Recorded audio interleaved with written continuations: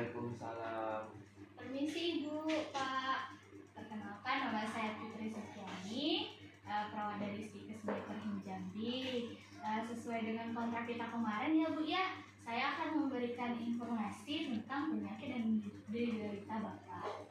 Sebelumnya, nama Bapak siapa ya Pak? Alfat Farabi Bu. Oh Pak Alfat, dan Ibu Dinda ya. Oke. Baik Bu, sesuai dengan kontrak kita kemarin, kurang lebih saya akan menyampaikan informasi itu 30 menit. Apakah boleh? Boleh Bu. Nggak mengganggu waktu istirahat Bapak dan Ibunya? Tidak. Bu. Oke, terima kasih ya Pak Bu atas waktunya. Oke, sebelumnya saya ingin bertanya, Bapak dan Ibu ada tahu sedikit informasi tentang hipertensi sebelumnya? Tidak kalau saya.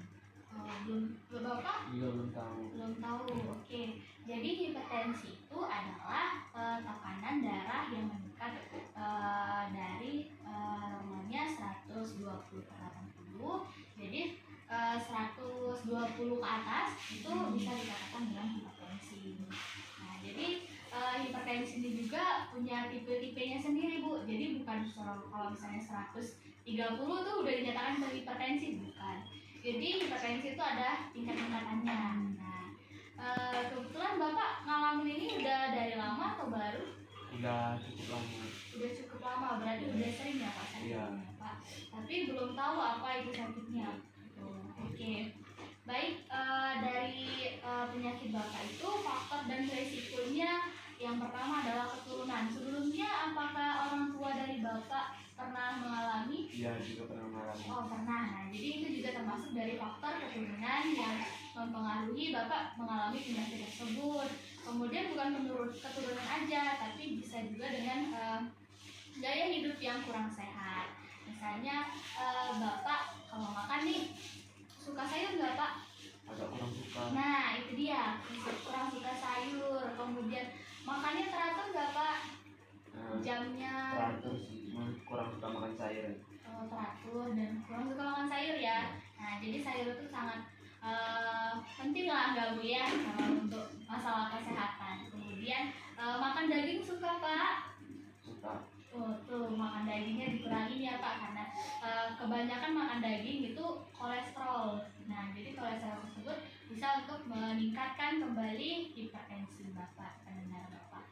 Kemudian kurangnya aktivitas fisik atau olahraga. Bapak sebelumnya kerja atau nganggur? Nganggur. Nganggur, oke. Jadi di masa pensiun ya Pak? Iya. Ya jadi aktivitas jarang Bapak lakukan sebelumnya. Nah itu juga mempengaruhi dari hipertensi tersebut. Kemudian juga ada alkohol. Bapak minum alkohol semua? Tidak, cuma merokok saja dulu. Oh iya, di situ juga merokok juga berpengaruh. Jadi bisa dikurangin aja merokoknya. Oke. Kemudian juga stres. Nah stres ini sangat lebih berpengaruh ya untuk hipertensinya gitu kan. Nah jadi Bapak jangan banyak pikiran, Ibu juga gitu kan, supaya nggak kena ke ibunya. Ibu belum kan? Ibu jangan sampai ya Bu. Oke. Tanda dan gejala, Ibu tahu nggak sebenarnya kayak tanda-tanda Bapak ini kalau misalnya mau sakit, mau hipertensi itu gimana gitu? Palingan cuma sakit kepala ya Bu. Sakit kepala ya. Nah, itu juga betul sakit kepala yang Bapak alamin. Tapi pernah nggak sih Bapak sakit kepala? Cuma dia sakit kepala biasa aja, kayak nggak tahu sampai kalau misal tensinya tuh tiba-tiba tinggi. Nah, itu jadi hipertensi ini tanda dan gejalanya tuh bisa dikatakan tuh nampak, cuma nggak ngerasa gitu. Nah, kalau bakal mau tensinya bakal naik. Nah, jadi tanda dan gejala ini yang pertama adalah sakit kepala, yang kedua adalah kelelahan, kemudian mual dan muntah, kemudian sesak nafas, pandangan menjadi kabur, mata berkunang-kunang, mudah marah. Nah tuh Pak bilang marah-marah ya Pak. Jadi kalau marah-marah berarti tensinya tinggi ya Bu ya. Kemudian telinganya berdengung dan sulit tidur serta rasa berat di perut. Pernah kan Pak sakit di sininya? Ya. Itu berarti tensi Bapak udah tinggi. Jadi nanti kalau misalnya Bapak mengalami rasa berat di sini segera minum obat. Oke. Tadi saya ada ngomong kan hipertensi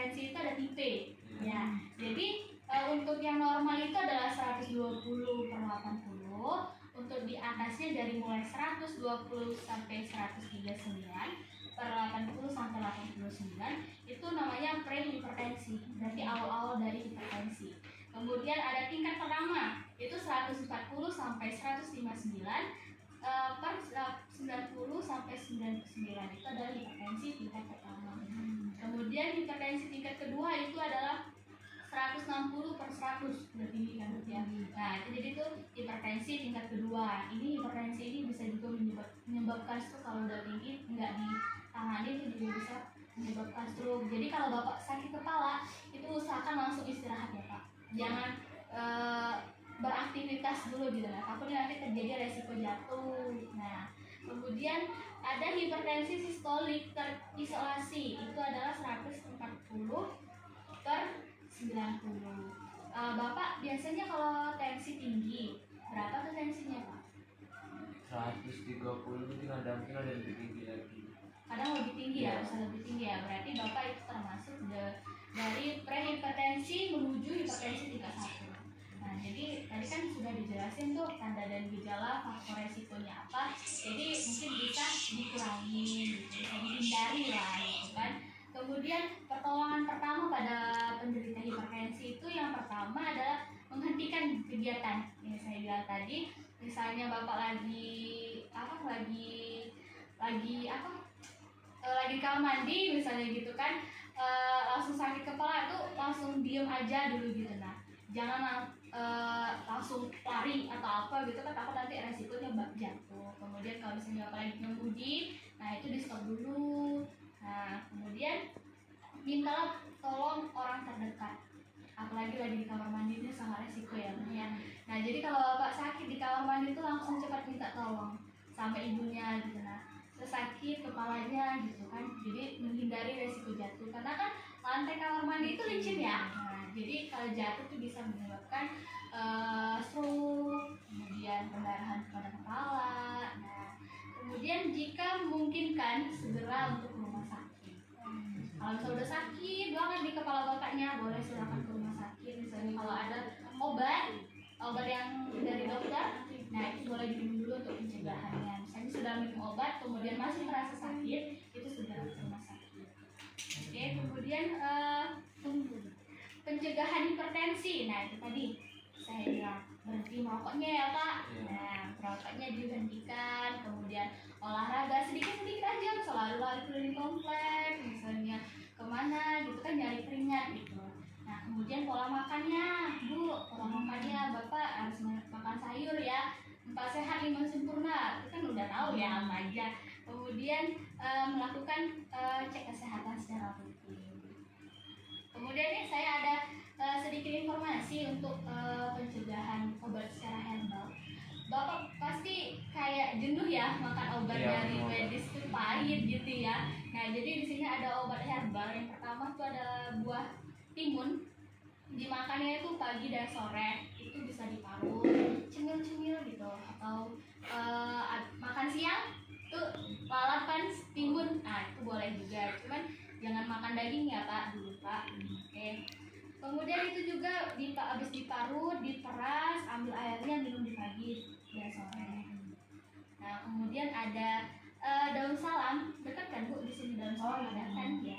Nah daun salam itu bisa direbus, airnya 2 gelas nih pas merebus. Nah tapi pas itu kan masih mendidih ya, memuai ya, jadi airnya berkurang kan jadi 1 gelas. Nah air itu yang diminum bapak pagi dan sore, 1 gelas sehari, 2 gelas lagi kan pagi dan sore.